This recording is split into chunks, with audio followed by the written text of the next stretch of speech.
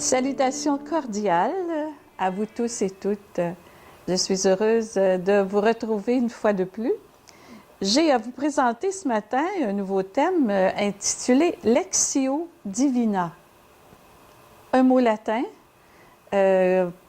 qui semble dire peut-être rien, mais une fois traduit, si je traduis mot pour mot, ce serait la lecture du divin. Mais on ne laissera pas ça comme ça, on va essayer de faire mieux en disant c'est une lecture, oui, une lecture, mais une lecture priante de la Bible.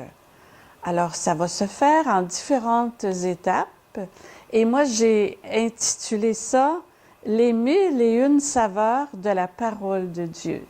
La parole de Dieu nous a été donnée pas seulement pour la lire, mais c'est pour la goûter aussi. Ça goûte bon. Et on pourrait prendre les mots dévorer la parole de Dieu, digérer la parole de Dieu, la goûter, la mâcher, hein, la parole de Dieu pour qu'elle soit efficace dans nos vies. Autrefois, cette méthode était pratiquée par les moines et les moniales.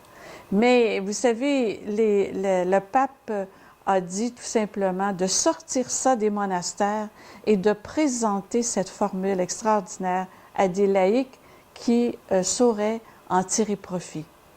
Aujourd'hui, des laïcs s'inspirent de ce moyen pour nourrir leur vie spirituelle. Cette méthode de la Lectio Divina nous amène à construire une vie spirituelle solide comme le roc, qu'est la parole de Dieu. Une parole de Dieu lue, parole de Dieu méditée, prier et contempler. Et je vous cite une parole de Matthieu au chapitre 7. Celui qui écoute ces paroles que je viens de dire et les met en pratique peut se comparer à un homme qui a bâti sa maison sur le roc. Et ça fait penser à la petite maison de Chicoutimi, celle qui a résisté au fameux déluge des années 97 ou 98, là. La pluie est tombée, hein, les torrents sont venus, les vents ont soufflé et se sont déchaînés contre cette maison, puis elle n'a pas bougé. Elle n'a pas croulé. C'est qu'elle était fondée sur le roc. Hein. Alors la parole de Dieu devient une aide efficace pour vivre les épreuves de la vie. Oui, c'est vrai qu'une parole de Dieu qui nous a déjà rejoints intérieurement, une parole de Dieu qui nous a fait du bien intérieurement, alors c'est de nature à nous aider à passer les épreuves de la vie.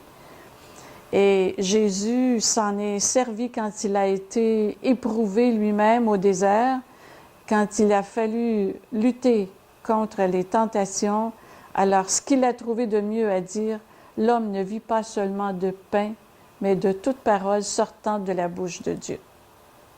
Alors, cette méthode a pour but de me laisser séduire par la parole de Dieu.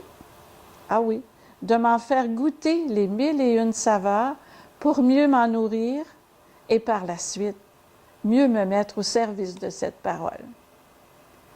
Alors, le psaume 122 nous donne quelque chose à réfléchir. « Vers toi, Seigneur, j'ai levé les yeux. Les voici comme des yeux de serviteur vers la main de son maître. » Alors, c'est une belle disposition intérieure hein, pour regarder de plus près la parole de Dieu. Et ça me fait penser aussi à une belle citation du prophète Isaïe au chapitre 55. « De même que la pluie tombe, n'y remonte pas sans avoir abreuvé la terre, sans l'avoir rendue fertile, sans l'avoir fait germer. Hein? De même, la parole jaillie de ma bouche ne revient pas sans avoir produit son effet, sans avoir réalisé ce qu'elle disait, sans avoir atteint le but fixé. » C'est très encourageant d'entendre une phrase de cette nature. Et ça me fait penser aussi à celle dite par le prophète Jérémie. « Quand ta parole se présentait, je la dévorais. Elle était mon ravissement, la joie et l'allégresse de mon cœur. si vous réfléchissez un peu, si vous regardez dans votre vie, peut-être qu'il y a des paroles qui ont eu cet effet sur vous. Ah, c'est une parole qui vous a donné beaucoup de joie, beaucoup de bonheur. Et on peut dire de la parole de Dieu, voici un cœur qui se livre, en faisant un jeu de mots, par rapport au livre de la Bible. Déchiffrer la parole, ta parole, Seigneur, illumine le cœur et les gens ordinaires comprennent. Alors je viens de vous citer le psaume 118 au verset 130. On peut comparer la parole de Dieu à de la manne. Et je vous livre la pensée de Saint Bernard à ce sujet-là. La parole de Dieu est la manne, ayant en elle-même toutes les saveurs, tous les parfums délicieux.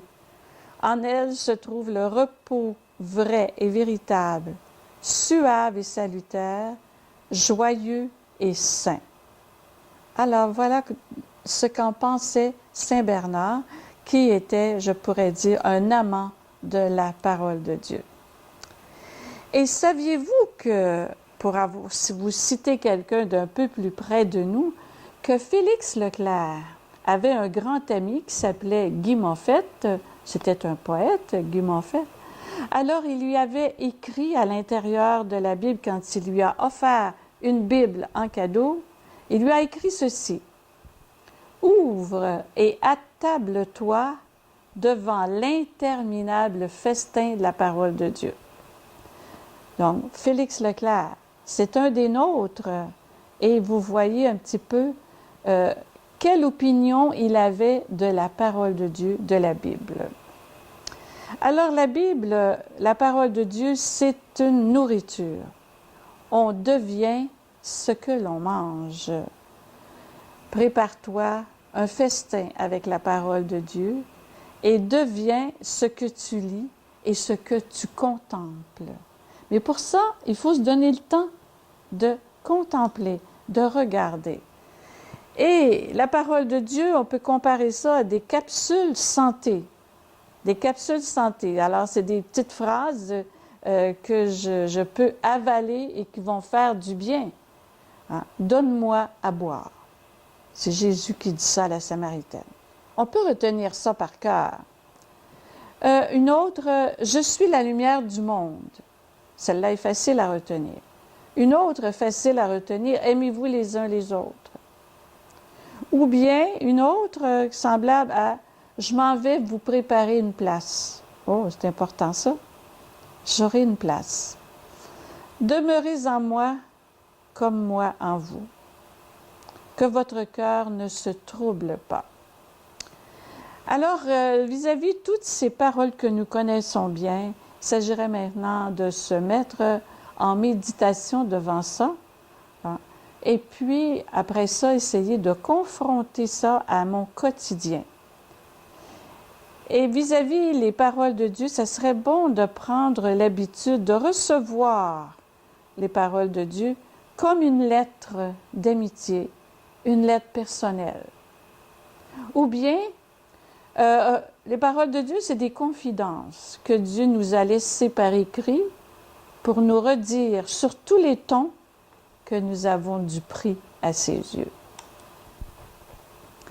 Donc, je vous invite à lire et à prier la Bible parce que c'est marcher dans le quotidien en tenant la main de Dieu.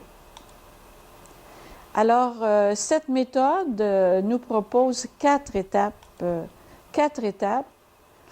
Hein?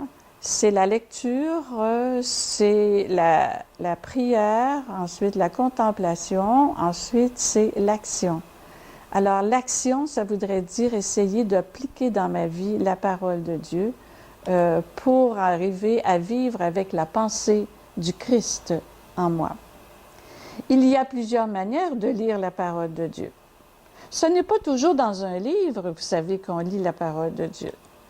On peut lire la parole de Dieu à travers les arts, comme la peinture. Et je me souviens d'une peinture où l'enfant prodigue est représenté et qui a été sujet de conversion pour Henri Nouyen, par exemple. On peut lire la parole de Dieu à travers la sculpture. On peut lire la parole de Dieu dans le vitrail.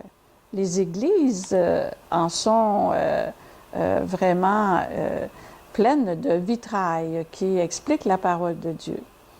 Le théâtre aussi a su présenter le mystère de Dieu. Et la création, la nature, parle aussi de Dieu et de son amour. Donc la parole de Dieu n'est pas seulement dans le livre de la Bible. Et quelqu'un disait, lire Dieu dans les arbres et les ruisseaux. Lui, c'était sa manière de lire Dieu. D'autres vont dire, moi, la parole de Dieu, je l'ai plus goûtée dans un partage spontané de foi où on était en petits groupes. C'est là que j'ai vu davantage la parole de Dieu. D'autres vont dire, bien moi, c'est dans l'enseignement. J'ai reçu un enseignement et c'est là que j'ai goûté la parole de Dieu. Alors, ces passages privilégiés qu'on a goûtés, il faut les ruminer.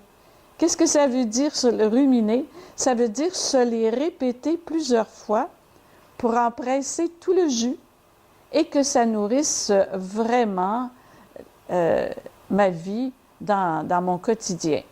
Comme par exemple, j'aime beaucoup celle-ci, « Je ne suis pas venu pour être servi, mais pour servir ». Et ça, on répète ça. On se répète ça, et pour arriver peut-être à la savoir par cœur, et pour que durant la journée, peut-être, j'en vienne à me dire ça. Je ne suis pas venu pour être servi, mais pour servir. Ça nous dit vraiment quel genre de personne est Jésus, quand on pense à ça. Ou bien une autre phrase que j'aime beaucoup, « Le Seigneur te fait dire que c'est chez toi qu'il veut célébrer la Pâque avec ses amis aujourd'hui. » Oui, hein, c'est dans Saint Jean, ça. Alors, le Seigneur te fait dire ça, que c'est chez toi qu'il veut aller aujourd'hui. Ou bien si on pense à Abraham qui a reçu des visiteurs et qui a dit « Ne passe pas sans t'arrêter chez moi, Seigneur. » Alors, toutes sortes de belles petites phrases auxquelles vous pouvez repenser et d'autres aussi qui vous ont vraiment fasciné et qui vous ont fait du bien déjà. Alors, c'est ça, ruminer la parole de Dieu. Bonne fin de journée.